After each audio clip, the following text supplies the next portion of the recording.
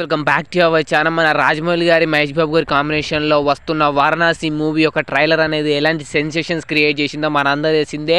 Hollywood వాళ్ళు కూడా మాట్లాడుకునే విధంగా చేసిందని చెప్పచ్చు మళ్ళీ RRR తర్వాత. అండ్ ఈ ట్రైలర్ అనేది బీభత్సంగా ఉందని చెప్పచ్చు. ఇందులో వచ్చేసి రామాయణం సంబంధించి ఒక ఘట్టం షూట్ చేశారంట రాజమౌళి గారు. 30 నిమిషాల పాటు ఉంటుందంట. ఇది వచ్చేసి షూటింగ్ కూడా అయిపోయిందంట భయ్య దానికి సంబంధించి. అందులో వచ్చేసి హనుమంతుని క్యారెక్టర్ ఎవరు చేస్తున్నారో కన్ఫ్యూజన్ ఉంది. అండ్ రీసెంట్గానే క్లారిటీ వచ్చింది.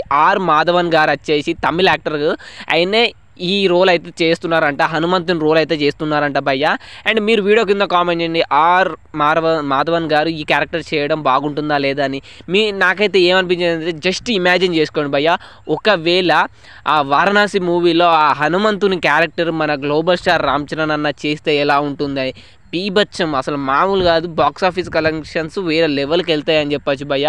ఎందుకంటే అదొక యుద్ధకాండ ఎపిసోడ్ కాబట్టి అందులో హనుమంతుని క్యారెక్టర్ మన గ్లోబల్ స్టార్ రామ్ చరణ్ చేస్తే మామూలు హైప్ రాదని చెప్పచ్చు. వారికే ఎక్కడో ఉందని చెప్పచ్చు వారణాసి మూవీ యొక్క హైప్ అనేది. ఒకవేళ రామ్ చరణ్ చేస్తే వేరే లెవెల్గా ఉండేదని చెప్పచ్చు. కానీ రాజమౌళి గారు వచ్చేసి మాధవన్ గారిని పెట్టుకున్నారు కాబట్టి ఆయన ఖచ్చితంగా పెట్టుకున్నాడంటే ఏదో కారణం ఉంటుంది. ఖచ్చితంగా ఆ యాక్టర్ నుంచి మొత్తం అదంతా పిండేస్తాడు యాక్టింగ్ని. అండ్ మాధవన్ గారు కూడా చాలా మంచి యాక్టర్ అని చెప్పచ్చు. అండ్ మీరు వీడియో కింద కామెంట్ చేయండి, రామ్ చరణ్ హనుమంతుని క్యారెక్టర్ చేస్తే బాగుంటుందా లేదా అనేది.